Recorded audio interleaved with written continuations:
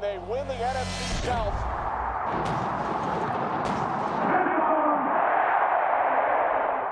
Kind of have to start getting creative with these videos. What's good, everybody? Let's talk some Tampa sports. In that in-between phase, draft and all that stuff is in the past. Mandatory OTAs, training camp, preseason is all in the future.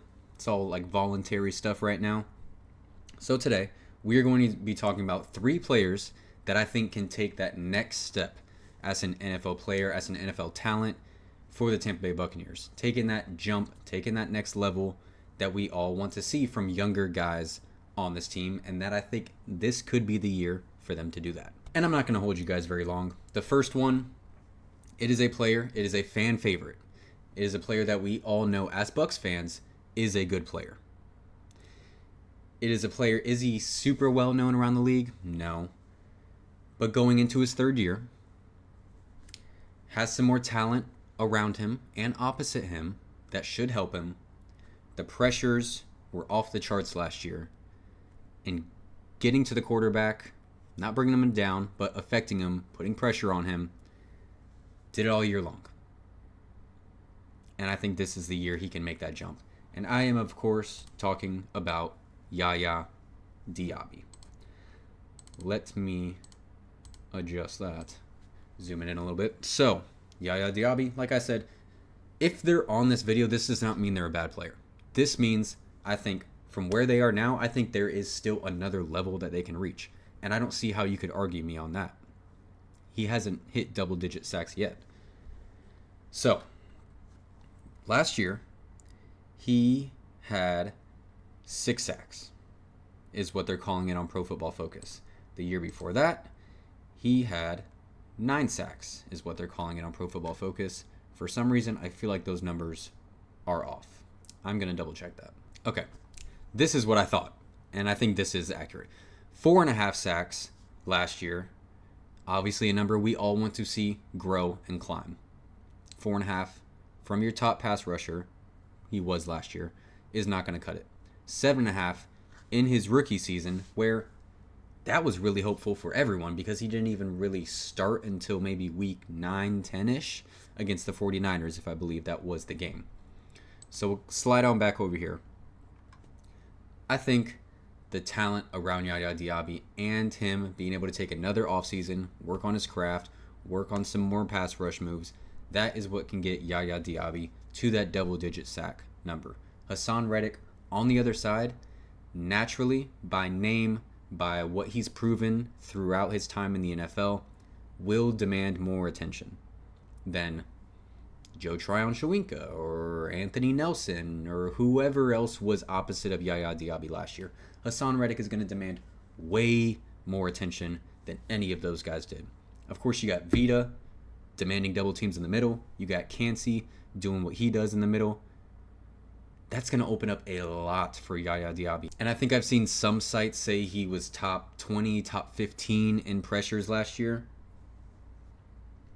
What makes you believe that with more attention going elsewhere, he could not turn those into sacks, facing a lot more one-on-ones than he did last season? So this isn't a gauge of, once again, that I don't think Yaya Diaby has been good. I think he has been very good at pressuring the quarterback, not quite finishing the job, but getting right there, sometimes enough to affect throws or knock the quarterback off of his spot, but getting there, getting that sack, turning that 2nd and 7 into a 3rd and 13. That is what I think Yaya Diaby can do this year and reach that double-digit sack mark, which would be huge for this Buccaneers defense because they need a pass rush to help them on the back end. Because, yes, we got Zion, but Jamel Dean is still there. Benjamin Morrison is a rookie, still to be determined on what we will see from him this season. Antoine Winfield Jr., and then Tyke Smith, I guess, next to him. Like, there's still some questions on the back end. Do I think they filled in that depth a little bit? Yes, but that depth still needs to be shown and proven on the football field. Next up is a guy who is going into his 2nd year in the NFL, 2nd year with the Buccaneers, and in his rookie year, he had to make a huge positional change from what he played in college to now what he was doing in the NFL. And going from left tackle to center involves a lot of change. From snapping the ball to the amount of communication that you have to provide, it's not talked about enough. And to pin that on a rookie, a 21-year-old rookie at the time, was a lot.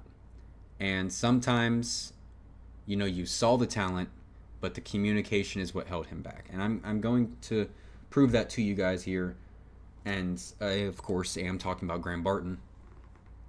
6'5", 314, 22 years old. Looking at videos of former NFL offensive linemen, Hall of Fame offensive linemen, watching film on Graham Barton, they speak the world of Graham Barton and his abilities and what they think he could be in the future. And I think all of us do see that as well.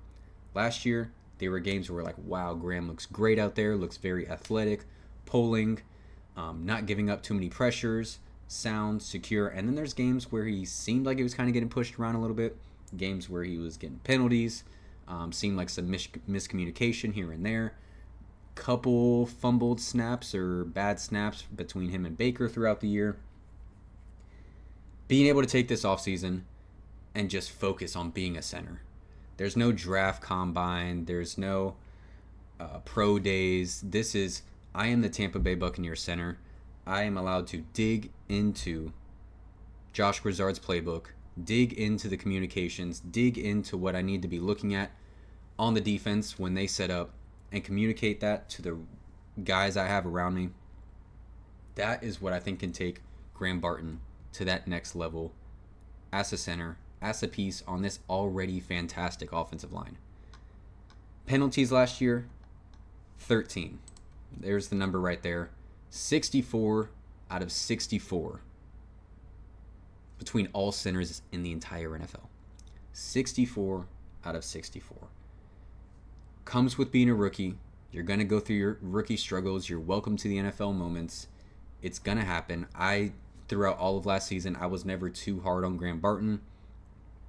I always, and still do, obviously by adding him in this video, think there is probably one or two more levels that this guy can take. Because I do think his talent level is that high on the potential scale. Pro Football Focus doesn't love him. His pass blocking grade, decent, but overall run blocking, Pro Football Focus does not really love what he did last year on the football field. I don't necessarily think it was that bad. I think he is a plus starter, and from this point forward, I think with the communication issues becoming resolved, being able to work with Baker, like I said, all of those things that I said before, he knows Baker's his quarterback. He knows Josh Grizzard is going to be the offensive coordinator. He knows the playbook. Being able to completely focus on this, how can he not take that next level, take that next step with the amount of talent that he has? A center in the first round. Jason Light knew what he was looking at. He knew the talent that was there. Him playing left tackle at Duke and transitioning him over to that center. I think this is another guy that will take that next step, that next level with the Buccaneers in 2025. The next guy I'm going to talk about, same draft class as Yaya Diaby, going into his third season in the NFL. First year, didn't really play much. Last year, played 3.5 games, I think-ish, before he got injured. And he's a guy that I am a huge fan of. Huge fan of from what he's put on film so far in this small amount of time. When you guys think of a YouTube channel, a Bucs outlet that beats the drum for this guy, I want you to think of this channel, because I am a huge fan of this guy, and I think he can be a linebacker. Granted, injury issues. If he's able to get past that, can be a linebacker for the Buccaneers for years. And I am, of course, talking about SirVocea Dennis. I think I share the same sentiment as the Bucs front office, the Bucs coaching staff. The fact that the Buccaneers did not take a linebacker at all in the draft shows their confidence in SirVocea Dennis. And I share that same sentiment, that same confidence. I do get comments on my videos saying SirVocea Dennis, he's not really all that. He's an average player. I don't know how you can really say that when he has not been able to put too much on film. But he's exactly what the Buccaneers need.